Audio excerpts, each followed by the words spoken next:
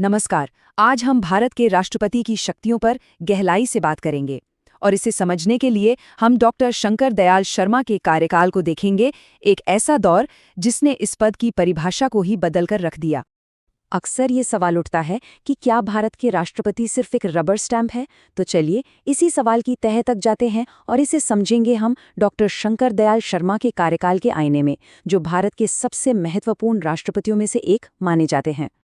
ठीक है, तो इसे समझने के लिए हम डॉक्टर शर्मा के 1992 से 1997 के कार्यकाल को 5 हिस्सों में देखेंगे। ये वो पहलू हैं जो राष्ट्रपति पद की असली ताकत को हमारे सामने रखते हैं।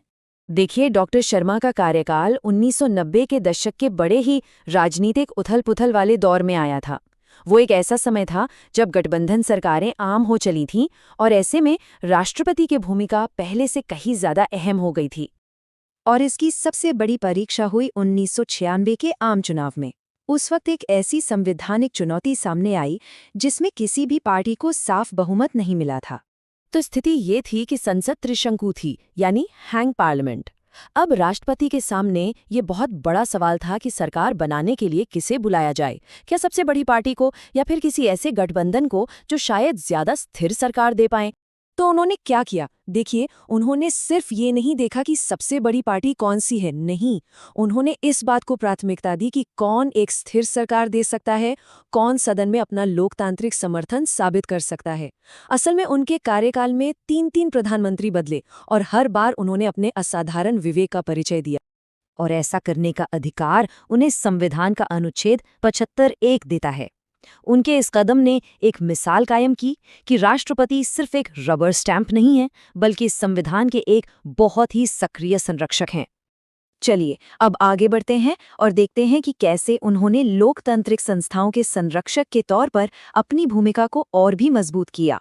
उन्होंने अनुच्छेद 44 की व्याख्या करते हुए ये परंपरा मजबूत की कि राष्ट्रपति मंत्रिपरिषद से जानकारी मांग सकते हैं, जरूरत पड़ने पर उन्हें चेतावनी दे सकते हैं और यहाँ तक कि उनके फैसलों पर दोबारा विचार करने के लिए भी कह सकते हैं। अब देखिए, 90 का जो दशक था ना, वो अध्यादेशों के लिए काफी जाना जाता था। मतलब सरकारें फटाफट अस्थायी कानून ले आती थी, लेकिन डॉक्टर शर्मा ने यहाँ एक लगाम लगाई।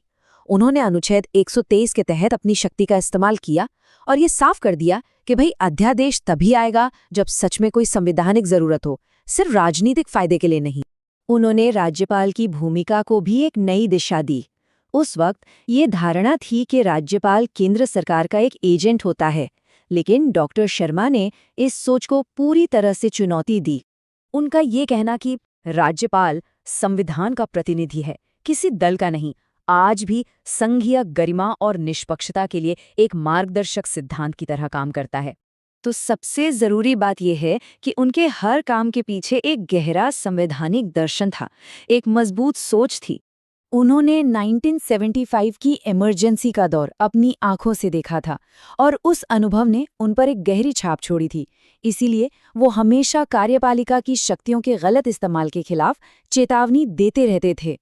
वो राष्ट्रपति की भूमिका को एक लोकतांत्रिक प्रहरी या डेमोक्रेटिक वॉचडॉग के रूप में देखते थे।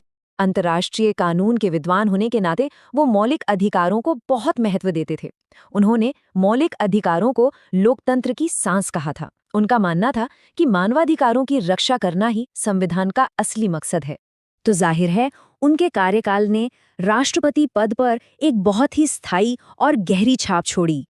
जैसा कि हम यहाँ देख सकते हैं, डॉक्टर शर्मा का प्रभाव कई संवैधानिक क्षेत्रों में महसूस किया गया। उन्होंने राष्ट्रपति के विवेक का प्रभावी इस्तेमाल किया, अल्पमत सरकारों के दौर में स्थिरता दी, अध्यादेशों पर संयम बरता और संघवाद को मजबूत किया। राज्यपाल की भूमिका को एक निष्पक्ष संवैधानिक पद के रूप में फिर से परिभाषित किया और राष्ट्रपति पद को एक नैतिक मार्गदर्शक बनाया।